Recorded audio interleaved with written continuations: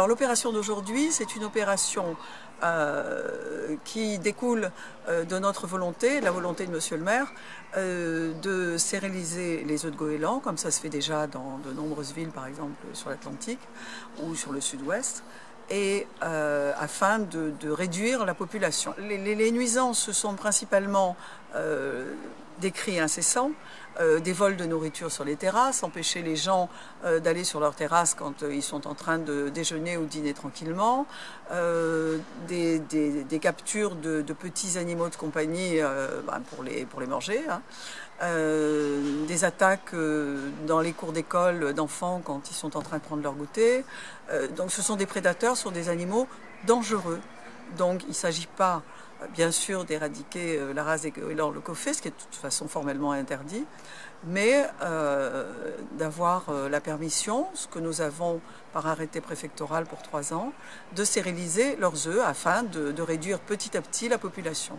Alors le procédé de stérilisation, c'est un gel qui est épandu soit par la main d'homme, soit par les drones, ce qui va se faire de plus en plus. De nombreuses villes commencent à utiliser les drones, qui est plus simple, plus écologique et surtout moins dangereux. Et donc le gel épandu est un produit qui empêche l'œuf de se développer parce qu'il stoppe l'oxygène qui pourrait passer à travers la coquille et la lumière.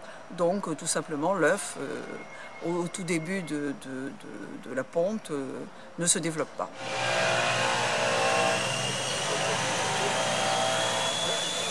Aujourd'hui, nous intervenons pour la phase de stérilisation des œufs.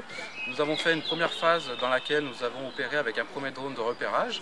Nous avons généré une carte sur un système d'information géographique.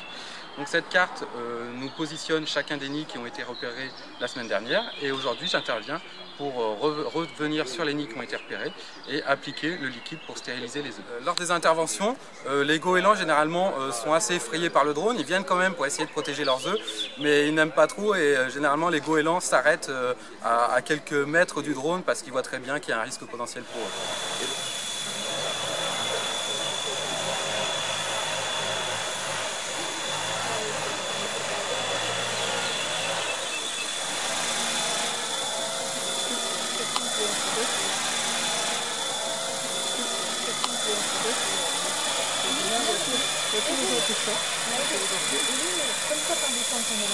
Voilà, là je suis au-dessus du nid.